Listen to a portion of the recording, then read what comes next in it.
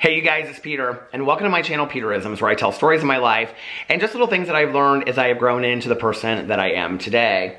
And I have all of my little puppies up here with me today. Tucker is over there. He is. Tucker, he's right there. You want to come into the video? Come on. And I just picked them all up from the hotel, and they just had their baths, and they are in their new bandanas, and they said, we want to show off our bandanas. So they all wanted to be in the video today. And do you want to show yours, Tucker? He said, I would like to show mine, Dad. So here is Tucker's bandana. Look at that. You're such a sweetheart, aren't you? He said, I am. Look at his little ears. Anyway, so today I have just really been appreciating life today and the amazing life that I've been given. And I'm going to do a meditation here in a second, but it's a little bit bigger than that. So for those of you that don't know, I just got back from Miami last night. We were there for the weekend, and while I was there, I found out that a friend of mine had passed away. And this has been a friend of mine that has been battling cancer for many, many years. And so I've been thinking a lot about just life and, you know, my life in relation to other people's lives and things like that. And, you know, any time in my life, you know, when I've had somebody that's passed away on any level, no matter what my interaction with them is in life, you know, I always kind of look at their life, look at my life. I try to learn something from their life, you know, to have there be some kind of takeaway. Boo Radley is back here scratching, trying to make a place to sleep. You know, but I never want, at least with my interactions with somebody in my life or my experience of having had them in my life, because one of the things I learned, I never want somebody's life, as their journey interacts with mine, to go missed when they have passed on or we're no longer friends or whatever. I always like to look at that friendship or that interaction and say, okay, what did I learn from this person? What did they teach me in my life, you know? What was some valuable things that I learned from who they were as a person? I think that each and every one of us out there has something to pass on to somebody else. And so it doesn't just have to be, you know, at a time when you, like, somebody passes away. You know, it can also be, you know, an ending of a friendship or somebody moving away or whatever, you know, to look at that person and say, I want to remember some things about this that were valuable to me. And, you know, sometimes when it ends in not such a positive way, it's like maybe we can learn about our interactions as well and that with that person. And I've talked a lot about that on here. But also looking at that person who, you know, was a friend of yours for a long time and saying, okay, what can I take from them? What were the things that I really enjoyed about them as a friend? How did they live their life that was an example to me of somebody that I chose to spend around and I think, or spend so much time with? And I think that one thing that I really learned from my mother's passing is that, you know, when somebody allows you to be in their life, that is a privilege. Each of us out there, we only have one life, okay? There's only one time around, you know, this world for us. Life is not a dress rehearsal, and those that we allow into our lives, that's a privilege. It's an honor, you know? And I always feel that way, that when I've had somebody in my life that's passed away, it just feels like such an honor to have been in their life. And you know, I remember like sitting there, you know, in the room the last night with my mom and, you know, just thinking about like everything in life that I had learned from her and just the funny moments and sad moments too, you know, and everything. And I thought, you know, like you're born, you live, you die, and what you put in the middle of it is yours, and who you put in the middle of it is yours as well. And what a privilege to be in somebody's life, you know? And so I never want that to be, you know, missed on me. I always want to take a look at those people that I've interacted with in my life and say, wow, you know, like what an honor that was, at least for a moment, to have been part of somebody's life. So I was sitting outside on the balcony in Florida the other day, and, you know, it's my friend that passed, she loved to go to the island Saba, and she would go there and a lot, and she just loved to be there, you know, and so I was sitting on the balcony, and I was like looking over the ocean, and I was kind of like thinking about her looking over the ocean, you know, and because I would always see like the Instagram stories and the pictures of when she was there and stuff like that, and, you know, and I was just kind of like thinking about her, and I was like talking to her, you know, and in my, like, just out loud, and I was like, you know, thank you for allowing me to be part of your life on whatever level, you know. And you just were a really cool lady, and I hope there's no more suffering, and, you know, whatever. I just like to talk to people like I would talk to them if they were sitting right there, you know? And so anyway, I sat there and I thought, I want to really learn something from this. I really want to think about her and my life, you know, not like just our, because this was not somebody that I was like, talk to on a daily basis whatsoever. But we were close when I saw her, you know? And so I wanted to, I take something from her life because I think that her life is such an example of living. And I almost think to some degree, and I think that she, if she were here, would agree with this, that she really started living when she got diagnosed with cancer. And for me, it's like there have been those moments, like when I lost my mom, when I lost my aunt, you know, when I got sober, that I really started living. But I don't know that I want to have these powerful moments in life have to teach me at that moment that this is the time to start living. I want to be reminded on a regular basis. And so I sat down and I kind of came up with 5 questions to ask myself. And I'm really doing some inventory and some evaluation on this right now, and thinking about who I want to be as a person and what I want my life to be an example of. And this is what I want to take from her. So I just want to say to my friend, thank you for allowing me to be part of your life and learning these things. So these are the things I'll be asking myself in the next couple days. And I put at the top of it on her passing. 1, what things make me truly happy? You know, I think about, because I was thinking about her and like talking to her about like things that she loved and, you know, like where she was happiest in life and when she was happiest. And so I sat there and I thought to myself, like, when am I truly happiest? I'm happiest when I'm with my dogs. That's why I held them up in the video today. You know, I'm happiest when I'm traveling with my husband. You know, I'm happiest with the simple things in life. It's not the luxuries and the grandiose things that make me happy. Those things are fun. I have fun, you know, like buying something new, but I don't have to have that. It's really the smaller things. And honestly, I have to say the 2 things that make me the happiest, you know, are like the simple life of being with my husband, my best friend, and my dogs, just around my hometown, and going out to eat and that kind of simple life. And then the other thing that makes me the happiest is traveling. And so I sat there and I thought, this is what I want my life to be going forward. I want it to either be, I want it to be a mix between me traveling, and Alex and I were talking, we took, I think he took 11 trips and I took like 10 trips in the last year. And some of them were small and whatever, but that's what I want my life to look like. I want my life to look like a mix between traveling and being at my home where I feel safest and happiest and with the people and the things that I love. And the next thing that I asked myself was, what things do I want to do with my life, you know? And I sat there and I thought to myself, what are the things that mean the most to me in my life? And, you know, I think it's not missed on anybody how much I love YouTube and that how passionate I am and that I make videos on 5 different channels, you know, on a regular basis, and how much I love this. And so obviously, you know, that's a check mark to me. Do I want to get rid of a channel? Do I want to continue with a channel? I don't want to get rid of any channels. I want to continue to do things exactly as I'm doing them. Sometimes when we take inventory, we don't necessarily need to change the world. Do you know what I mean? And what I realized when I took inventory of what I'm doing on YouTube, what I realized was I'm very happy with what I'm doing on YouTube right now. And, you know, and I'm very happy with the state of things are. If I didn't gain another subscriber, I would be completely fine. You know, I love the people that, it would make me happy if I gained more subscribers or got more views, obviously. But I'm totally fine with where I'm at with it too, and I love to be able to do what I get to do on a daily basis. The things that I really want to do with my life are, I want to get in the best shape of my life. That has been a goal of mine for 20 years plus, you know, 30 years. And it's been probably the biggest struggle of my entire life besides my addiction. I think the other thing that I want to do is I definitely want to complete my next book, you know, and then the next one, and the next one. And I want to be somebody that writes and publishes on a regular basis. That's always been a dream of mine, you know. But other than that, I don't have a lot of bucket lists, you know.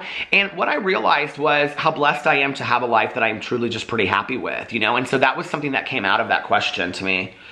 The third thing I asked was, how am I contributing to the world? When I was growing up, my dad used to say to me, I don't care what it is that you do with your life, but make sure that you're, you know, contributing positively to the world. I get so many amazing messages and comments from you guys, you know, telling me how I've helped you. And I mean, I just got this glowing email from somebody today saying that they would never have gone into treatment if it wasn't from hearing my story. And the reason that I share my story of recovery and addiction so openly is because I want maybe one person out there to be affected positively by my story, the way that so many people have generously shared their story with me. And so their sharing their story with me has helped me, and I want to help others do the same thing. I think in the future, I want to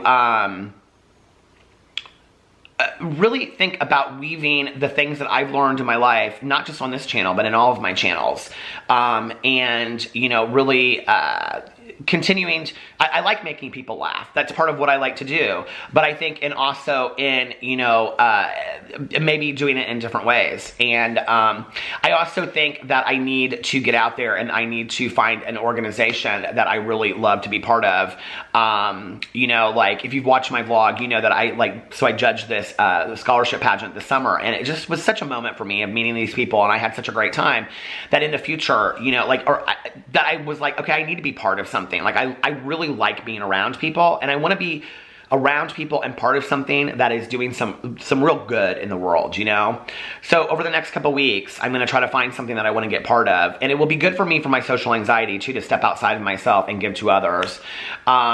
And then, you know, I ask who I am in recovery and who I am as a person, you know, in a recovery program, and what am I doing to pass on that and, you know, be part of that. So, you know, I really kind of evaluate, and some other things I evaluated as well, and like how I'm contributing positively to the world. What am I doing, you know? Recycling and, you know, being a vegetarian are two things that I feel like I'm helping the world out on some small level, you know? But are there other things that I can do as well? You know, what's the bigger picture to all of that? So I think it's a good question for me, you know? And the next thing I asked myself was, am I spiritually fit? If you had asked me 25 years ago, you know, before I got sober, because I'm almost a month before my sobriety date, how important is it to you to be right with God or your higher power and to be spiritually fit? And I probably would have said, I don't really care, blow it out your ass, you know? Today, for me personally, when I take my last breath, it is very important for me to be spiritually fit and to be good with God, what that means to me, and to be able to look at my life and you know, and feel that I am spiritually fit on a daily basis. And that has to be a daily thing that happens to me, because I want to go forward on a daily basis being spiritually fit every single day, and asking myself, you know, like, what are you doing today to be a more spiritual, more soulful person? And so, you know, I have to ask myself that question on a daily basis, and what I can do to be more of that. You know, how do I focus more on spirituality, peace, and serenity? Because listen, okay? There are days, as I think many of you are aware, okay? There are days, even I have them, where I allow the negativity and the toxicity to come in, okay? It happened to me just recently, okay? But the difference to me today is that I don't allow it to last as long, you know? And then the next day I just move on, and I go, okay, let's move on. Let's move on with this, okay? Rid yourself of the toxicity and the negativity, move on. Who do you want to be as a spiritual person? Who do you want to be as a soulful person? I can either focus on the negativity and the toxicity, or I can focus on the positivity. What do you choose? I choose the positivity today. But that's sometimes some work for me. And then the last thing I ask myself is, what would my perfect life look like? And that is something I'm trying to still come up with. You know, what would that look like? I know for me, like, one thing is, it's not missed on anybody that we go to Miami a lot, you know? I would love to have a place in Miami and a place here. Yes, we've been looking at places in Miami. That's a question that comes up a lot. And I haven't talked about it on any other channel except for this one. So, well, maybe in my vlog I've talked a little bit about it. But, like, we're, like, actively looking at places there. And I would like to go back and forth. And I would like to have that be my life, you know, where we spend a couple weeks there and a couple weeks here. Being very active in a 12-step program like I am, you know, writing on a regular basis, making videos, going on date nights with my husband, planning trips, hanging out with my dogs and my best friend. That's my perfect life. That is my perfect world. And how amazing that I have it, basically. That, you know, that I basically have my perfect life. And when I realized that, I was kind of like, wow, I'm pretty blessed.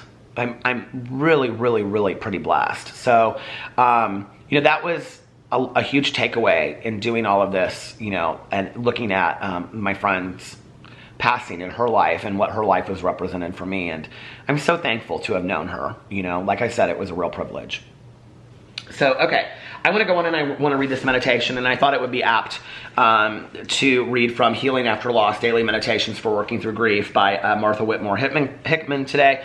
But I went through a couple of them, and some of them are, I would say, real religious for the last couple days. So I went back to November 10th, and I'm going to read this one. The quote is, "For when is death not within ourselves? Living and dead are the same, and so are awake and asleep, young and old." Heraclitus. When we lose a loved one, I don't know how to pronounce that philosopher's name, so I apologize. When we lose a loved one, we feel such a fracturing of our lives, a sense of being separated, as though our experience and the loved ones are now forever different. Perhaps it is a strange comfort to remember that we are all part of the same human adventure, that our loved one has gone on ahead and our path that we shall follow. But this may be a source of anxiety and fear too. We are reminded of our own mortality. How will death be for us? We hear stories that affirm a life after death, beautiful beyond imagining. And we turn to these stories as a thirsty person craves water.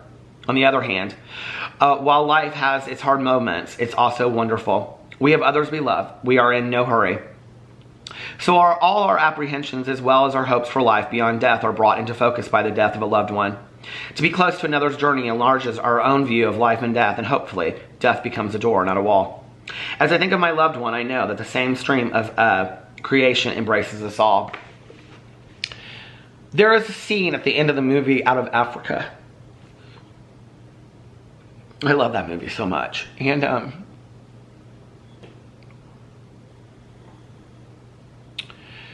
there is a scene at the end of the movie when Meryl Streep's character, she is standing, I think at the train station. She's going home, and she's gotten rid of her farm, and she's going home. Her farm failed. And if you've never read the book, like, I've only read parts of it, but it's beautifully written. It's a true story. And she's going home, and she's standing there with the guy that's like helped her on her farm, and the guy that's, you know, a native from that area. And they become very, very close. And he says he's going to come with her, and she says, "No, I'm going to go ahead. And I will get things ready for you. And I will send for you." Now, I've done a lot of research on that book and that movie, and I know that that never happened. He never came, and she never went back to Africa. That was the last time that she was ever in Africa. But I think in some way, that's what our friends and our family that pass do, you know? I think they go ahead, and they wait for us. And I think their lives are pavement of journeys for us to venture forth. Every person that has come into my life and gone out in one way or another has had a major impact on my life. And I don't ever want to miss that, you know, not for one second. So thank you guys. I love you, and I will see you tomorrow. Bye.